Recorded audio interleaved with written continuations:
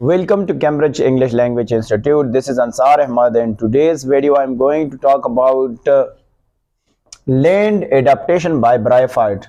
इससे पहले हमने तकरीबन किंगडम प्लांटा की 8 से लेकर 10 वीडियो अपलोड कर चुके हैं, वो भी सारे ब्रायोफाइट्स के बारे में। अगर आपने ब्रायोफाइट्स के बारे में जानना है तो आप पहले वो वीडियो देखो, फिर इस वीडियो की तरफ आ जाते हैं। चलो स्टार्ट करते हैं कि लैंड एडाप्टेशन से क्या मुराद होते हैं। अब बात करते हैं एडाप्टेशन से मुराद क्या है। एडाप्टेशन से मुराद होते हैं चेंजेस। यहां से अगर मैं एक वर्ड लिखूंगा जिसका नाम है चेंजेस, चेंजेस कहते हैं तब्दीलियां। ब्रायोफाइट्स को हम नॉन वेस्कुलर प्लांट्स भी कहते हैं। नॉन वेस्कुलर प्लांट्स ऐसे प्लांट्स होते हैं जिसमें से जाइलम और फ्लोएम मौजूद नहीं होते, मतलब वेस्कुलर टिश्यू मौजूद नहीं होते हैं। अच्छा, ब्रायोफाइट्स जो है ना, इससे पहले कहाँ रहते थे? ब्रायोफाइट्स इससे पहले वाटर में रहते हैं। ये कहाँ पे रहते थे? ये वाटर में रहते थे। यहाँ पे अगर मैं लिखूंगा पानी, पानी से अब जमीन पे आए हैं। कहाँ पे आए हैं? जमीन पे। अब जब ये जमीन पे आए हैं ना, तो इनमें से इसकी बॉडी में कितनी चेंजेस जो है ना आए हैं कि ये जमीन पे सरवाइव करें, तो हम उस चेंजेस को हम कहते हैं एडाप्टेशन कहते हैं। अच्छा, इसको एक और कीमती पॉइंट्स भी आपके बुक में लिखा है कि ये चूंकि पानी से लैंड पे आए हैं तो इसीलिए इसको first invader among all plants कहते हैं। फर्स्ट इन्वेडर का मतलब ये होता है कि अटैक, जिसको कहते हैं इन्वेडर। ये फर्स्ट इन्वेडर है। इन्वेडर का मतलब है अटैक, यानी अटैकर जिसको कहते हैं। Of land among all the plants में ये सबसे पहला प्लांट है कि ये जमीन पे आया है। अच्छा, इसके बारे में बहुत से चेंजेस है, बहुत से एडाप्टेशन है फॉर लाइफ जो है वो शो करता है। कहाँ पे शो करता है? अगर मैं यहाँ पे बताता हूँ कि लैंड पे, कि जमीन पे आए हैं, तो वो बहुत ज्यादा तब्दील है। Same you can say that terrestrial, terrestrial कहते हैं ना जो ड्राई लैंड्स होते हैं, ड्राई लैंड हैबिटेट्स, हैबिटेट्स जो होते हैं उसको हम ड्राई लैंड्स कहते हैं। अच्छा, बात करते हैं कि वो कौन कौन से चेंजेस हैं, तो डिस्कस करते हैं। पहला जो चेंज है इसको हम कहते हैं multicellular plant body. Number first, multicellular plant body, multicellular plant body है। और इसके साथ साथ हम लिखेंगे conservation of water and conservation of water, conservation of water है, कंजर्वेशन ऑफ वाटर। अब देख लेते हैं कि इससे क्या मुराद होता है। पहले इस वर्ड को समझते हैं। मल्टीसेलुलर प्लांट बॉडी से मुराद ये होता है कि इसकी बॉडी जो है ना वो एक सेल से ज्यादा सेल से बना है, तो इसलिए हम एक डिस्कस करते हैं। कंजर्वेशन का मतलब होता है महफूज करना। अब वो बात कर लेते हैं कि ये जब पानी से आए, फॉर एग्जांपल अगर मैं यहाँ पे बात करूंगा, ये आए हैं पानी से और माइग्रेटेड, आपके बुक में लिखा है। तो जब ये जमीन पे माइग्रेट हुए तो इसकी यानी जमीन पे उन्होंने बहुत ज्यादा प्रॉब्लम जो है वो फेस की। वो कौन कौन सी प्रॉब्लम जो है ये फेस करता? नंबर 1 अगर हम देखेंगे तो वो प्रॉब्लम जो था वो डिहाइड्रेशन था। डिहाइड्रेशन, और इसको कहते हैं ड्रेशन। डिहाइड्रेशन से मुराद होता है लॉस ऑफ वाटर, यानी इसकी बॉडी से जो लॉस ऑफ वाटर था वो ज्यादा होता। कौन से प्रोसेस के जरिए होता था? उस प्रोसेस का नाम है एवापोरेशन। एवापोरेशन की वजह से, तो इस प्रोसेस को डील करने के लिए, इस प्रोसेस को सॉल्व करने के लिए इसके बॉडी में कौन से चेंजेस आए? नंबर 1, इसके बॉडी में बहुत ज्यादा स्ट्रक्चर जो है डेवलप हुए। इनमें से एक स्ट्रक्चर है जिसका नाम है क्यूटिकल। क्यूटिकल क्या होता है? ये वाटर प्रूफ वैक्सी लेयर होता है जो एपिडर्मिस सेल्स के ऊपर आ जाता है। मैं आपको दिखाता हूं कि हमारे पास, अगर हम यहाँ पे देख लेते हैं, हमारे पास क्या होता है। ये अगर हम यहां से बना दूं तो हमारे पास सेल्स जो होते हैं यहां से, ये हमारे पास इस तरह के ऊपर से, ये अगर हम अपर एपिडर्मिस की बात करता हूं, फॉर एग्जांपल ये हमारे पास अपर एपिडर्मिस होता है। और हम यहां से अगर इसमें से पोर भी बनाएंगे, ये हमारे पास अपर एपिडर्मिस होता है, अपर, ये हमारे पास अपर एपिडर्मिस होता है, अपर एपिडर्मिस। ये हमारे पास कौन सा जगह होता है? इसको हम कहते हैं अपर एपिडर्मिस। अब यहां से मैं थोड़ा सा और भी बनाऊंगा, यहां से कि हमारे पास एक और ये पोर होता है, इसको हम बेसिकली पोर कहते हैं। ये पोर है, इसको कहते हैं पोर। अब पोर का फंक्शन क्या है भी मैं बताऊं। ये हमारे पास अपर एपिडर्मिस होता है, इसको कहते हैं अपर एपिडर्मिस, ईपी, और इसको कहते हैं डर्मिस। अब मैं आपको बताता हूं, अपर ऊपर को कहते हैं, ईपी कहते हैं अबव, डर्मिस कहते हैं स्किन। ये अगर हम लीफ ले ले या स्टेम ले ले, बेसिकली लीफ या स्टेम के जो ऊपर जो अपर सरफेस होता है उसको अपर एपिडर्मिस कहते हैं। इसके ऊपर जो है एक लेयर डेवलप होता है जो वो क्या करता है? लॉस ऑफ वाटर को, यानी प्रिवेंट करता है बॉडी को किससे? लॉस ऑफ वाटर से। ये जो लेयर मैं आपको दिखा रहा हूं ये बेसिकली क्या है? इसको कहते हैं वाटर वैक्सी, वाटर प्रूफ वैक्सी लेयर होता है। और इस लेयर का काम क्या है कि ये प्रिवेंट करता है किस चीज को? ये प्रिवेंट करता है वाटर को। तो ये एक सबसे पहले इसमें से एक स्ट्रक्चर डेवलप हुआ है जिसका नाम है क्यूटिकल, इसको हम क्या कहते हैं, क्यूटिकल। और दूसरा बात ये है ना, अगर ये तो एक, और ये क्यूटिकल बना किस चीज से है, ये क्यूटिन से बना है, क्यूटिन से ये बना होता है। तो सबसे पहला प्रॉब्लम जो है ना, ये जो जमीन पे पेश कर रहा था वो वाटर था, डिहाइड्रेशन, तो उसको कौन से स्ट्रक्चर के साथ डील कर दिया, एक स्ट्रक्चर बना है जिसको हम कहते हैं वाटर प्रूफ वैक्सी लेयर होता है। इस लेयर ने इसको क्या करा, वाटर की जो लॉस है वो महफूज कर दिया। अच्छा, इनमें से एक पोर है, पोर की तरफ बात है, इसका फंक्शन क्या है। अच्छा, दूसरा बात अगर हम कर लेते हैं वो ये है कि ये कंजर्वेशन ऑफ वाटर करता है।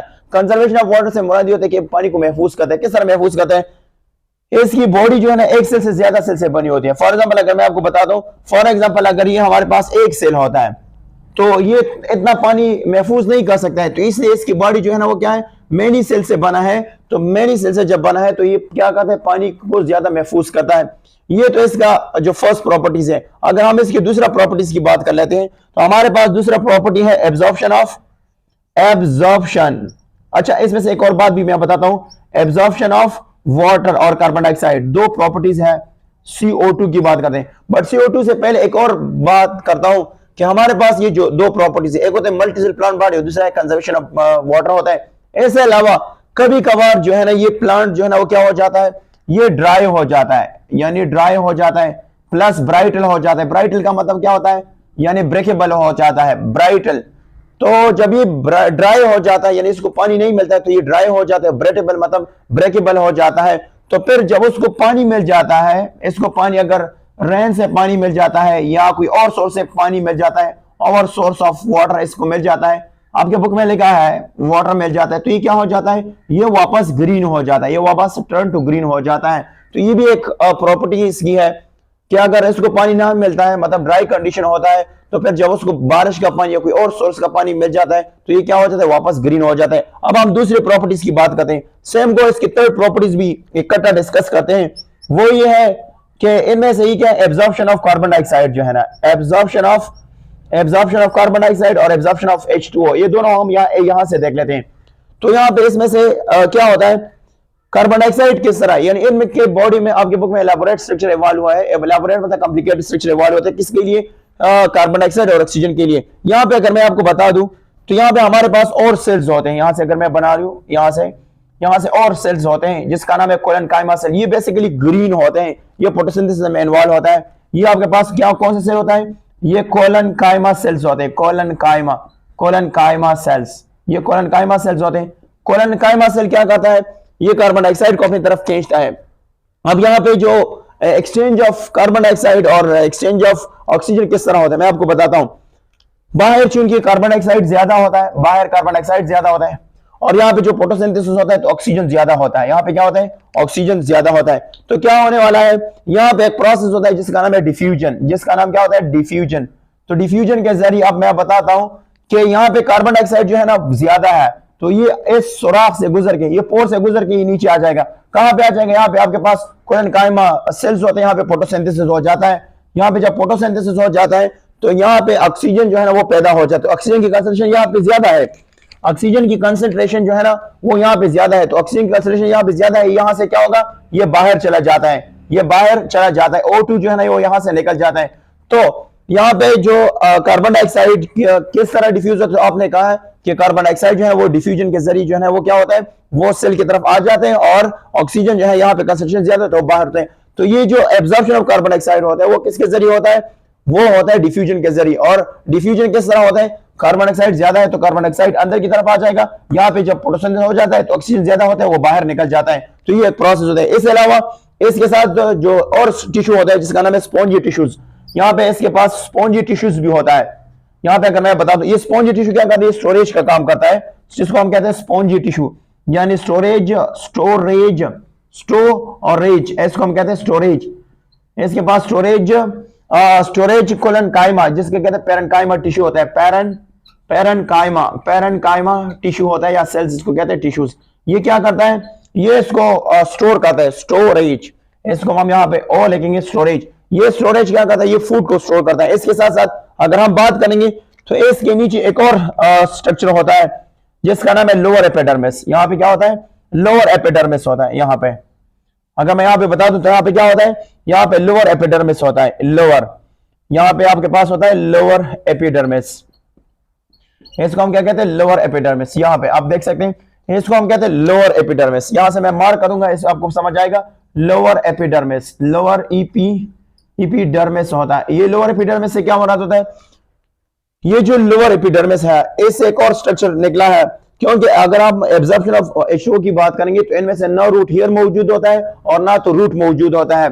तो फिर इनमें से कौन सा चीज मौजूद होता है, इनमें से एक स्ट्रक्चर मौजूद होता है, यहां से रूट लाइक स्ट्रक्चर होता है जिसको हम कहते हैं राइजाइड। तो इनमें से क्या मौजूद होता है, राइजाइड। ये राइजाइड मौजूद होता है इसमें से, राइजाइड। ये राइजाइड क्या करता है, ये राइजाइड basically long hair like structure होते हैं, और ये क्या करता है, ये सॉइल से वाटर की एब्जॉर्ब करता है, सॉइल से क्या करता है, H2O की एब्जॉर्प्शन करता है, और इस प्रॉपर्टी की वजह से ये जो ब्रायोफाइट्स है ये जमीन पे सरवाइव करता है। तो ये 3 प्रॉपर्टीज हो गए। हम अगर और प्रॉपर्टीज नंबर 4 की बात कर लेते हैं, प्रॉपर्टीज नंबर 4 की बात करेंगे, वो है हेट्रोगेमी। तो हेट्रोगेमी की तरफ आते हैं कि हेट्रोगेमी किसको कहते हैं। प्रॉपर्टीज नंबर 4 की बात कर लेते हैं, हेटेरोगेमी।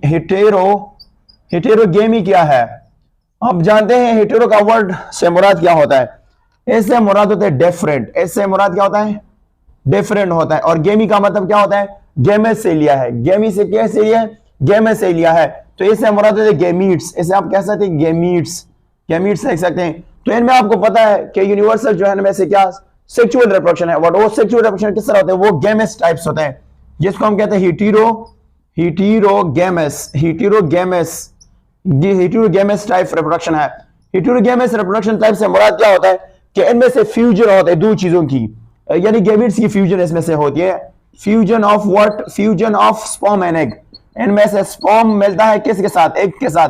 स्पर्म और एग से जब मिल जाता है तो ये आपके पास कौन सा रिप्रोडक्शन होता है, ये सेक्सुअल रिप्रोडक्शन होता है, और ये सेक्सुअल रिप्रोडक्शन से ये जमीन पे कामयाब प्लांट भी है। अच्छा, इसके साथ एक और बात भी है, हमारे पास जो एग होता है, एग ये बेसिकली क्या होता है, ये लार्ज होता है, नॉन मोटाइल होता है।